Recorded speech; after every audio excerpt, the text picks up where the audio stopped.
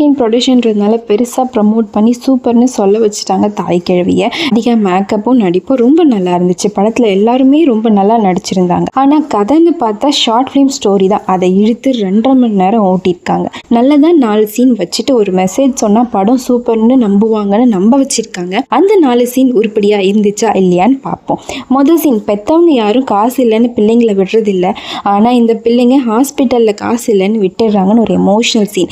காசு இருந்தால் அவன் செலவு பண்ண போகிறான். அவனுக்கு குடும்பம் குட்டின்னு 1008 சமய தூக்கி தலையில் வச்சுட்டு அவன் இதை பண்ணலைன்னு எதிர்பார்த்தா எப்படி? 2வது சீன், 40 வயசு ஆகியும் கல்யாணத்துக்கு பொண்ணு கிடைக்காம பொண்ணு பார்த்துட்டு இருப்பார் முனிஸ்கான். ஏன் உனக்கு இன்னமும் கல்யாணம் வேணும்னு ஒருத்தர் கேட்பார். அதுக்கு ரொம்ப அழகான விளக்கம் சொல்வார். அது ரொம்ப அழகாக இருந்துச்சு.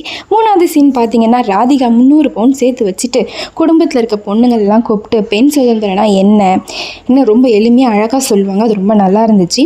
சொல்லிட்டு உழைக்கணும் பொழைக்கணும்னு பேசுவாங்க. ராதிகா அந்த படத்தில் கடைக்கண்ணியோ வச்சுட்டோ இல்லை ஒரு வேலைக்கு போய் உழைச்சி கஷ்டப்பட்டு சம்பாதிச்ச மாதிரியோ காமிச்சிருந்தா பரவாயில்ல, இந்த மெசேஜ் சொல்லியிருந்தால் நல்லா இருந்திருக்கும். ஆனால் அவங்களே வட்டிக்கு தான் விட்டு அடித்து பிடிச்சி தான் பிடுங்குவாங்க.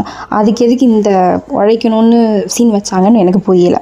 4வது சீன், ராதிகா பொண்ணு சொல்லும், என் அம்மா கல்யாணத்துக்கு முன்னாடி நாள் வரைக்கும் யாருக்கும் தெரியாமல் என்னை பள்ளி கொடுத்துட்டு கூப்பிட்டு போகுன்ட்டு பெருமையாக வேற சொல்லும். அட பாவீங்களா, ஸ்கூல் பொண்ணை கூப்பிட்டு போய் கல்யாணம் பண்ணி வச்சுட்டு இதில் பெருமை வேறு பெண்ணியம் வேறு. ராதிகா பொண்ணுக்கு 2வது முறையாக கல்யாணம் பண்ணுவாங்க. ஏன் கல்யாணம் பண்ணுறாங்கன்றது எனக்கு கடைசி வரைக்குமே புரியல. 2வது கல்யாணம் பண்ணி புரட்சி பண்ணுற மாதிரி சீன் வைக்கணும் ரொம்ப அவசரமாக திணிச்ச மாதிரி இருக்கும் அந்த சீன். ஆக மொத்தம் இது ஒரு 2.5 மணி நேரம் லாஜிக் பார்க்காம என்ஜாய் பண்ணிடலாம், சிரிப்பாக இருக்கும். ஆனால் ஒரு லாஜிக்கு கதைப்படி பார்த்தீங்கன்னா இதில் ஒன்றும் ஒர்த் இல்லை. ராதிகாவே இதில் கெஸ்ட் ரோல் தான் பண்ணியிருக்காங்க. தேங்க்யூ ஃபார் வாட்சிங். உங்களுக்கு வேறு என்ன படம் ரிவ்யூ வேணும்னு கமெண்ட்ல செக்ஷனில் சொல்லுங்கள். By by. தேங்க்யூ ஃபார் வாட்சிங்.